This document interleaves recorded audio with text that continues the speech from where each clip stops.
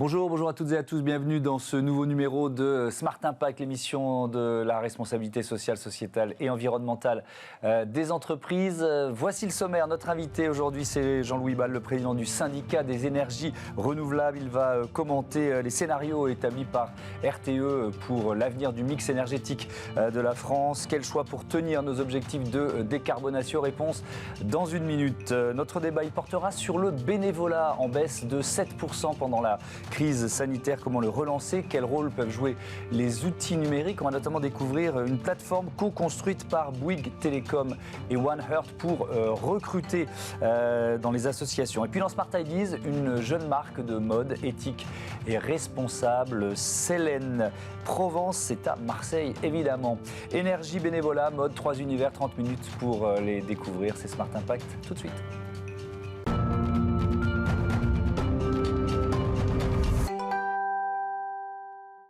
Bonjour Jean-Louis Bal, bienvenue. Bonjour. Vous êtes donc le président du syndicat des énergies renouvelables, secteur qui génère plus de 150 000 emplois en France. La liste des énergies renouvelables, j'ai voulu commencer par ça parce qu'elle est souvent plus longue qu'on ne le pense. On va la voir s'afficher: bois énergie, biocarburant, éolien, énergie marine, gaz renouvelable, géothermie, pompe à chaleur, hydroélectricité, solaire et valorisation énergétique des déchets. Le renouvelable, c'est tout ou partie de notre futur énergétique, quels que soient les scénarios établis par RTE. Est-ce que c'est la leçon principale du travail réalisé par le gestionnaire de notre réseau électrique national?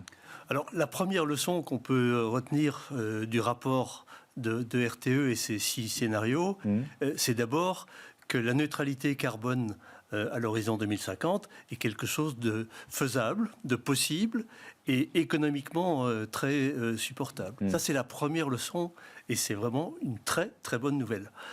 La deuxième leçon, c'est effectivement que quels que soient les scénarios envisagés donc pour notre système électrique, je parle bien de l'électricité, oui, pas totalement donc du système énergétique, c'est qu'il sera indispensable d'avoir au moins 50% d'énergie renouvelable dans notre mix électrique. Et quand on se parle de renouvelable, c'est l'hydroélectricité, c'est le solaire photovoltaïque, c'est l'éolien sur terre et c'est l'éolien en mer. Alors ce qu'il faut retenir aussi de ces scénarios, c'est qu'aujourd'hui, l'électricité, c'est seulement 25% de notre consommation. Donc il nous reste les 75% autres qui sont très émetteurs de gaz à effet de serre. Ça repose essentiellement sur des énergies fossiles importées. C'est pour se chauffer, se déplacer, pour alimenter notre industrie.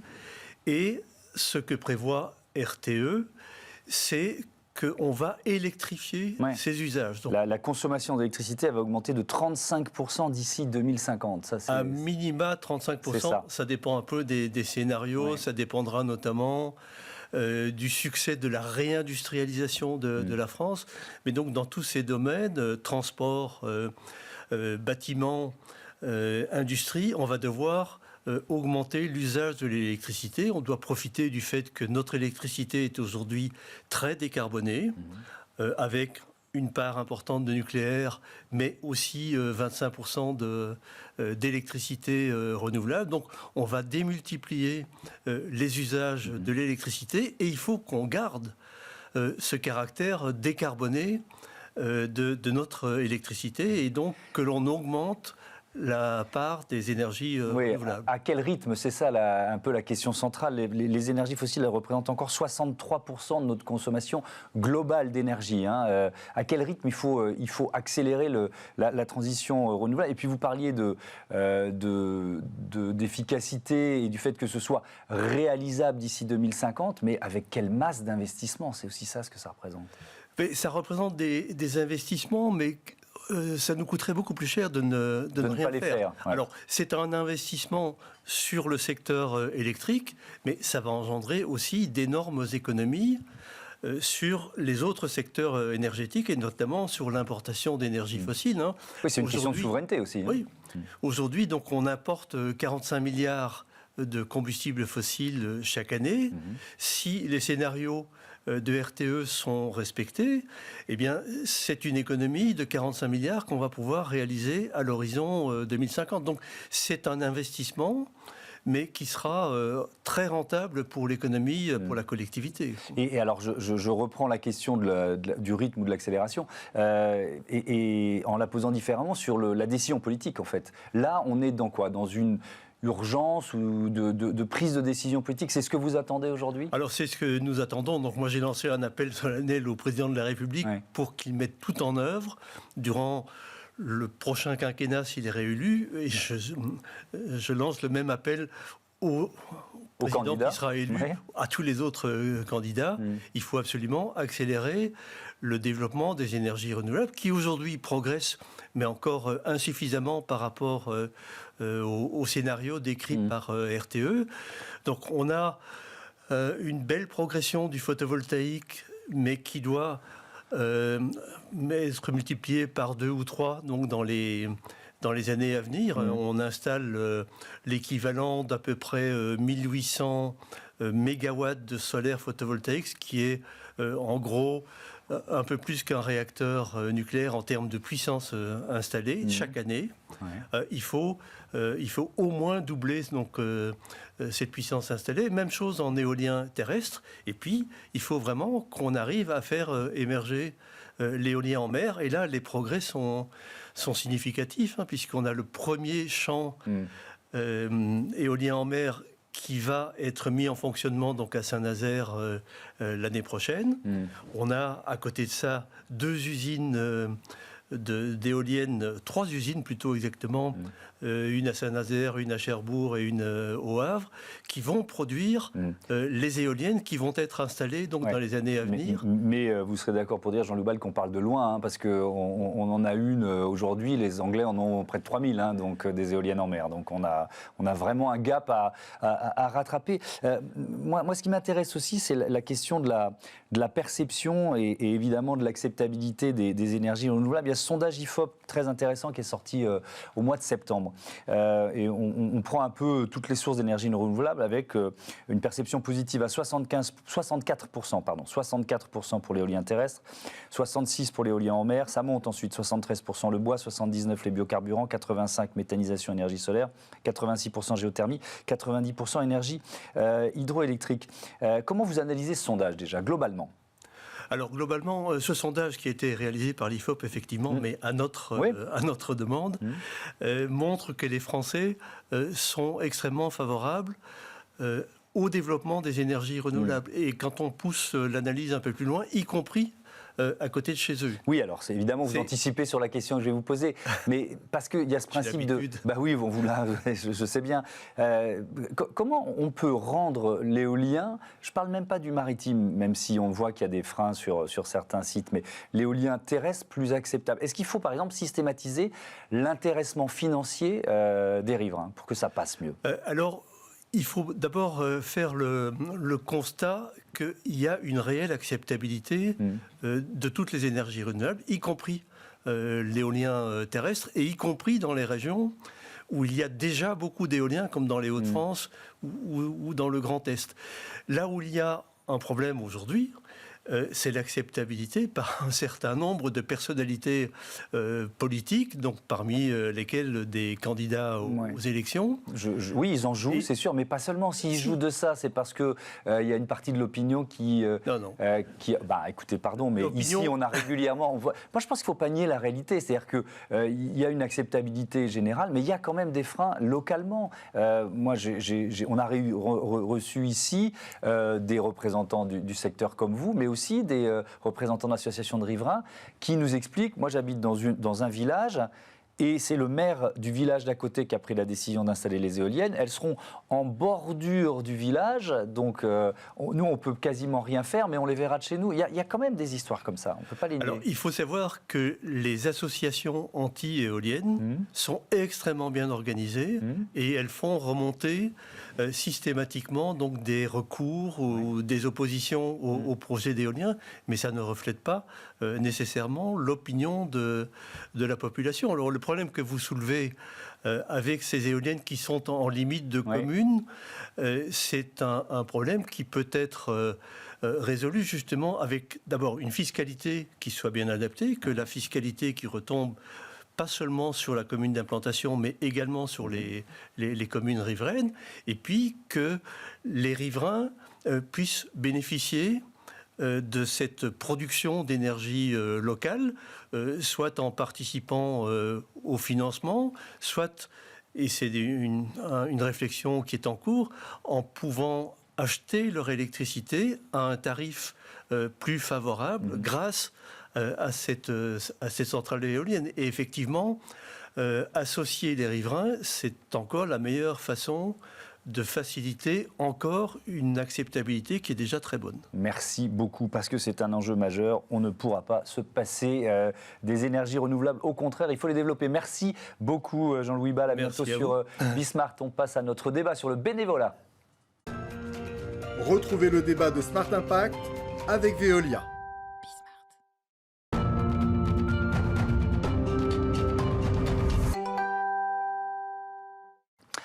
On parle bénévolat tout de suite dans Smart Impact. Je vous présente mes invités. Laure Bonaventure de Révillon, bonjour. Bonjour. Bienvenue. Vous êtes présidente fondatrice de One Heart. À vos côtés, Anthony Colombani. Bonjour. Bonjour et bienvenue. Vous êtes le directeur de la fondation Bouygues Télécom. One Heart, créée en 2008.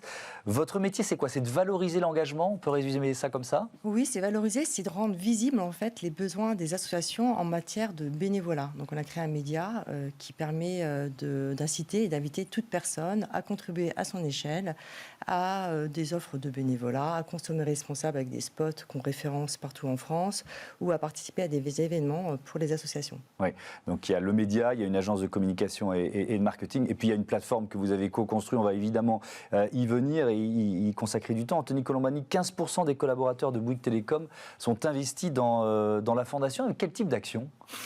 Alors on a cette chance unique d'avoir effectivement une très grande partie de nos collaborateurs qui s'investissent. Ils peuvent s'investir par plusieurs biais qu'on met à leur disposition toute l'année. D'abord les journées solidaires. L'entreprise offre 2 jours d'engagement par an à l'ensemble des collaborateurs qui souhaitent ensuite aller dans une association qui s'occupe d'insertion, d'environnement. Ils peuvent également s'engager dans des jurys qui nous permettent de choisir les associations que nous soutenons. Nous faisons des appels à projets toute l'année.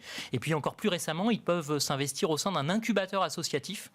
Nous avons choisi 7 ou 8 collaborateurs qui vont parrainer les associations que nous allons aider. Et on travaille beaucoup sur cet engagement des collaborateurs qui est un petit trésor parce que ça nous permet de renforcer l'engagement de nos collaborateurs et la fierté d'appartenance à Bouygues Télécom. Oui, vous avez donné quelques-uns des chiffres, 4 demi-journées par an, 16 000 heures de volontariat offertes à des associations. C'est un incubateur de proximité également, la fondation Bouygues Télécom. Ça veut dire quoi? Ça se traduit comment? Alors, on a l'habitude, comme opérateur, d'avoir des incubateurs de start-up, des incubateurs d'entreprises, et on le fait depuis quelques années. Et pendant la crise sanitaire, on s'est rendu compte que beaucoup d'associations que nous aidions avaient beaucoup de mal. On a même des associations partenaires qui nous ont appelés en disant on arrête notre activité. Et on s'est dit que c'était véritablement un drame et qu'il fallait soutenir les petites associations pour leur permettre de monter en puissance et de se développer. On a lancé cet incubateur qui est en cours de lancement. On est en train de choisir les premières associations que nous allons soutenir. À terme, il y en aura 30. On les prend vraiment au berceau. On les soutient avec du financement, avec du bénévolat de compétences, avec du mécénat, avec un lieu où elles pourront se retrouver et travailler, avec des formations à l'éthique. On les aide à mesurer leur impact et on les aide à grandir au fond. Et on souhaite comme ça que ça devienne des grandes et belles associations demain. Donc on s'investit vraiment pour des toutes petites associations. Pourquoi de proximité? Parce qu'on souhaite que ce soit partout sur le territoire et pas seulement parisien. Laure Bonaventure de Révillon, votre défi commun, c'est la transformation numérique des associations. Et vous avez co-construit cette plateforme qui s'appelle Home, O-H-M-E. C'est quoi? Présentez-nous cette plateforme. Alors, le Home a été créé à partir d'un constat. Ça fait 12 ans qu'on accompagne les associations et il y a eu un changement de paradigme avec l'omniprésence du digital dans notre quotidien. Et ce qui était assez schizophrénique, c'est que les personnes les plus connectées à la réalité sont les associations, parce qu'elles créent vraiment des solutions pour aider les maux de nos sociétés. Et en revanche, c'était les associations qui étaient les moins équipées dans le digital, les moins connectées. Donc on a créé en fait un logiciel de gestion, de soutien de ces associations connectées en fait à des solutions qui existent et qui sont vraiment ancrées dans les territoires, comme Hello Asso, les solutions de paiement en ligne, les sessions de mailing. Donc en temps réel... Vous avez regroupé des services qui existaient déjà en quelque sorte. Exactement, sur une seule plateforme qui permet en temps réel, et c'est ça vraiment l'innovation de Home, de voir toutes les interactions d'une donnée, en fait, pour en faire une information intelligible et lisible pour l'ensemble de l'association. Et il y a un an, on a rencontré Bouygues Télécom et ses équipes, et vraiment on a échangé pendant un an sur la pertinence d'avoir un partenariat entre Bouygues Télécom et Home pour permettre en fait cette accélération, cette démocratisation, la digitalisation des associations. Quel rôle vous avez joué ? Enfin, la Bouygues Télécom, pas vous tout seul, mais j'imagine que vous n'étiez pas seul dans l'histoire. Non, derrière moi, il y a les 9000 collaborateurs de Bouygues Télécom. On s'est rencontrés autour d'un projet qui s'appelait le Giga Solidaire. L'idée, c'était de permettre à nos clients de donner symboliquement 1 giga qu'ensuite nous allions reverser à des associations. Et très vite, on s'est rendu compte que tout seul, on n'y arriverait pas, parce que nous avons besoin d'acteurs de terrain comme Home et puis comme les associations. Donc c'est autour de ça qu'on a noué notre relation. Nous, chez un opérateur, c'est un assembleur. On assemble des briques technologiques pour produire un service de communication et on s'est dit que pour produire nos actions de solidarité, on devait aussi assembler et Home était vraiment un partenaire idéal parce que ça nous permettait vraiment d'être au plus proche des besoins des associations que sans cela, on aurait eu du mal à comprendre. Pour une association, c'est du recrutement, c'est-à-dire elle peut recruter des donateurs qui vont se transformer en bénévoles, c'est un peu ça l'idée ? En fait, c'est vraiment de fédérer tous les soutiens d'une association, donc des donateurs, des bénévoles, des mécènes, des partenaires, toutes ces données en fait pour les fidéliser et vraiment en faire une communauté active pour l'association.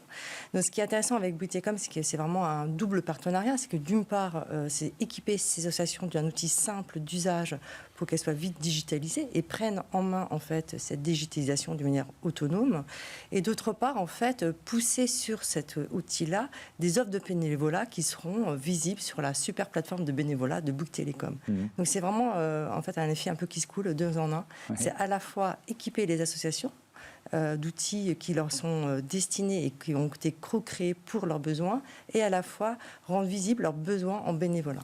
Mais alors ça fonctionne, c'est un abonnement, ça coûte quelque chose aux associations, comment ça fonctionne en fait ? Alors grâce à Bouygues Télécom, c'est un abonnement qui est vraiment très très intéressant parce qu'en fait l'une des problématiques des associations c'est le coût, ça coûte cher en fait de s'équiper.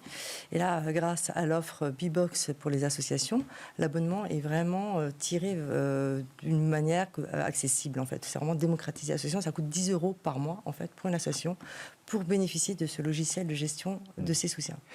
C'est effectivement un prix qui est très bas. Est-ce que vous faisiez le parallèle avec les incubateurs de start-up ? Ça se joue souvent dans les premiers mois, dans les premières années, l'avenir, peut-être même la survie d'une association. On peut avoir une belle idée, on peut avoir toute la bonne volonté, des énergies, et puis ça ne marche pas, quoi. Oui, le parallèle est vraiment... On peut faire ce parallèle, on peut le tirer même assez loin. À l'origine, il y a toujours une idée de business ou une idée de solidarité. Mais l'idée, ça ne suffit pas. Et très souvent, il faut arriver à mesurer son impact, à voir comment on va arriver sur un marché pour une start-up ou à voir comment on va intervenir très concrètement dans les affaires du monde quand on est une association. Et c'est vraiment fragile, hein. Ce sont des jeunes pousses. Moi, j'ai vu des associations ne pas passer la première année, ne pas passer la deuxième année. La crise n'a pas aidé d'ailleurs. Et on a vraiment besoin de les former, d'aller au-delà de l'idée. Sur la base d'une idée, on essaye de transformer cette idée en impact. Ensuite, on montre comment mesurer cet impact, comment l'évaluer, comment communiquer mieux. On a souvent des gens passionnés, mais parfois pris un peu par leur passion, par leur envie d'intervenir ici et maintenant. Et on les aide vraiment à prendre un pas de recul et on leur donne ce temps. On les incube pendant 3 ans.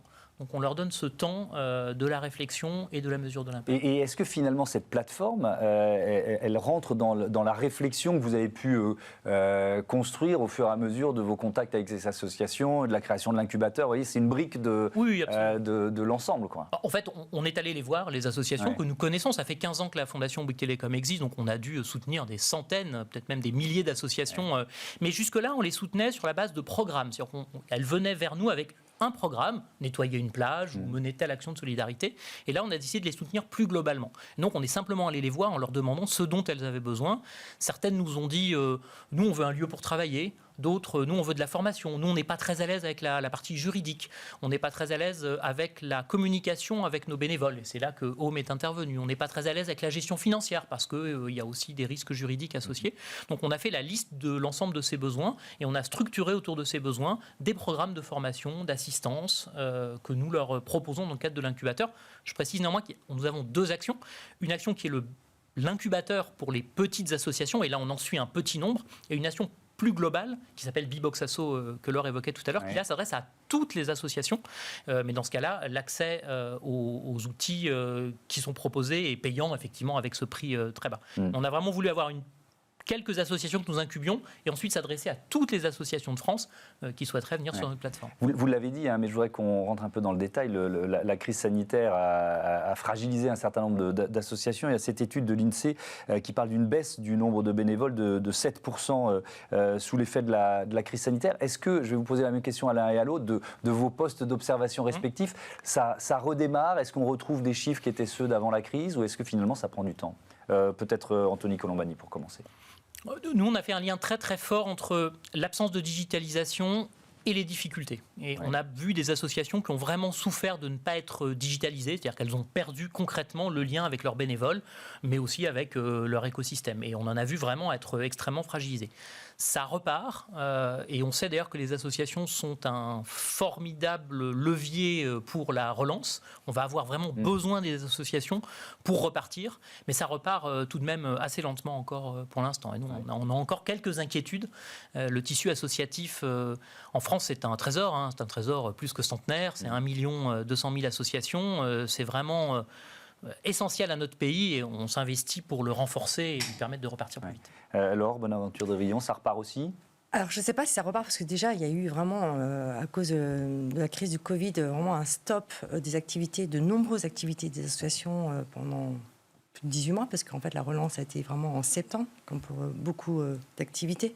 Donc, c'est vraiment très dur d'avoir du recul. Ce qui est certain, c'est qu'il y a une étude qui est sortie, c'est que les besoins de ces associations, c'est de renouer leur lien avec leur soutien, donc, notamment avec les bénévoles. Donc, c'est vraiment une vraie volonté de renouer le lien. Donc, la raison pour laquelle le partenariat avec la Bbox Association tombe très bien.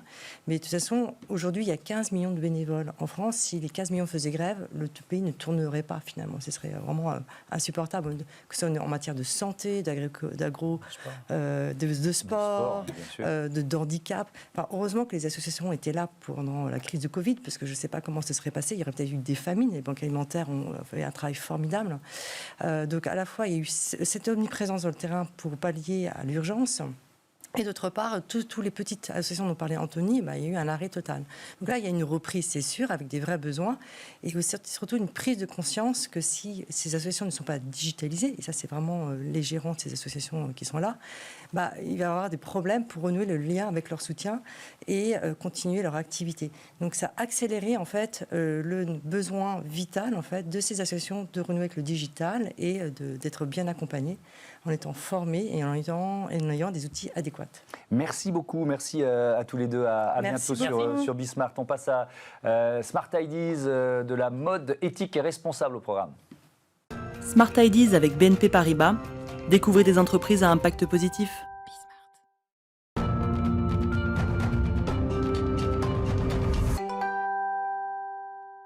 Smart Ideas avec Sarah Lagarde-Gillot, bonjour, bienvenue. Bonjour. Vous êtes la cofondatrice de Célène Provence. Alors, triple question, vous l'avez créée quand, avec qui et surtout avec quelle idée? Ok, super. Merci beaucoup pour l'invitation en tout cas. Donc, on a lancé Célène Provence en novembre 2020, donc ça va presque faire 1 an. Je l'ai lancé avec une de mes meilleures amies, donc Cécile, qui est aujourd'hui donc la cofondatrice avec moi. Et donc Célène Provence, aujourd'hui, c'est une boutique en ligne de mode éthique qui promeut l'entrepreneuriat féminin. Ah, l'entrepreneuriat féminin. Avant de parler des partenaires et des artisans, des créateurs que vous mettez en avant, on trouve quoi sur le site de Célène Provence? Là, vous êtes venu avec un sac, mais on trouve quel type de produit? Alors, on trouve beaucoup de choses. Donc aujourd'hui, nous, on représente 45 créatrices françaises qui produisent de manière éco-responsable. Ouais. Et donc, on a 700 références donc de vêtements, bijoux, cosmétiques, lingerie. Donc, j'ai un petit peu tout sur moi. Mais voilà, donc en fait, le but, c'est de proposer vraiment un dressing éco-responsable donc, qui est produit en France ou en Europe. Donc, par exemple, ce sac qui est ici est produit en France par une créatrice qui s'appelle Morgane. Il est en piñatax. Donc, en fait, c'est des écorces d'ananas. Écorces d'ananas. Ouais, c'est ça. Okay. qui sont recyclés. Donc en fait, c'est des fibres qui sont au niveau des feuilles de l'ananas qui sont recyclées. Donc voilà, donc c'est un sac vegan qui est approuvé par la PETA. Donc voilà, c'est aussi un moyen de respecter l'environnement. Ma veste, par exemple, est en coton biologique certifié GOTS et a été produite en France. Donc voilà, donc on a vraiment beaucoup de produits différents. Est-ce qu'il y a un ancrage provençal aussi? Est-ce que, bon, forcément, pour pouvoir, j'imagine, proposer une gamme assez vaste, il faut aller plus loin, mais est-ce qu'il y a un ancrage provençal marqué? Alors en fait, nous, donc, on s'appelle Célène Provence. Provence parce que du coup, moi, je suis basée à Aix-en-Provence et on est associé à Marseille. Donc on voulait vraiment faire apparaître cette notion. Après, nos créatrices viennent de toute la France. Donc on va vraiment chercher des femmes en France. Après, l'ancrage provençal, ça va vraiment passer par les événements. Donc on a beaucoup d'événements à Marseille, à Aix-en-Provence. Mais on a aussi des événements à Paris. On a envie d'aller un peu partout à la rencontre de nos clientes. Oui, il y a un événement début décembre. Vous faites quoi? Parce que le réseau de distribution principal, c'est le site, j'imagine. Exactement, ouais, c'est ça. Donc le réseau principal, c'est vraiment notre site internet. Donc on vend en ligne. On a aussi des pop-up stores, donc des boutiques éphémères. Donc on en a organisé à Paris, à Marseille. On retourne à Marseille aussi là bientôt pour Noël. Le but, c'est vraiment d'aller à la rencontre en fait de nos clientes. Et puis on organise aussi des ateliers autour du fait main, du Made in France, pour vraiment communiquer, éduquer. Il y a un vrai problème aujourd'hui d'éducation sur tout ce qui va être mode éthique. On ne sait pas trop ce que c'est, on ne sait pas trop pourquoi c'est mieux. Donc nous, on veut vraiment être sur ce créneau-là aussi. Ouais, c'est quoi le premier message à faire passer dans ces ateliers? Alors le premier message, c'est que la mode éthique, ça prend du temps. Donc quand on va produire un vêtement ou un sac de manière éco-responsable, ça prend plus de temps. C'est fait dans des meilleures conditions que ce qu'on va appeler la fast fashion. Donc forcément, ça coûte aussi plus cher. Donc il faut en avoir conscience. Il y a certaines personnes qui sont un peu réticentes à l'achat de produits éco-responsables parce que ça coûte plus cher. Donc il faut aussi réancrer un petit peu dans le réel et dans le temps que ça prend. Sur votre site, vous proposez différents filtres selon des critères éco-responsables. Comment ça marche? C'est ça. Alors en fait, nous, notre objectif, c'est vraiment de faire gagner du temps à nos clientes. Donc on sait que nos clientes, c'est des femmes assez actives, qui n'ont pas forcément le temps de faire du shopping et encore moins du shopping éco-responsable. Donc on a des filtres en ligne donc pour savoir d'où vient le vêtement, donc France ou Europe, dans quelle matière il a été cousu, quelles sont les certifications et les labels donc, qui correspondent aux vêtements. Et le but, c'est vraiment de choisir un petit peu sa garde-robe selon ses préférences et sa sensibilité aussi. Est-ce que ça a été facile de trouver 45 créatrices? C'est bien, hein, ça permet d'avoir un catalogue qui commence vraiment à ressembler à quelque chose, mais est-ce que ça a été facile de les trouver? Est-ce que c'est finalement une activité qui est en forte croissance? Oui, tout à fait. Alors vraiment, ça a été très simple de les trouver. Donc on a lancé notre site en novembre 2020 avec une quinzaine de créatrices. Aujourd'hui, on est à 45 et on en aura, je pense, 60 d'ici la fin de l'année. Ça augmente très vite. Au début, c'était vraiment à nous d'aller les démarcher. Donc on a cherché sur Google, sur Instagram. Donc on a essayé de les trouver. Elles ont quasiment toutes répondu par la positive.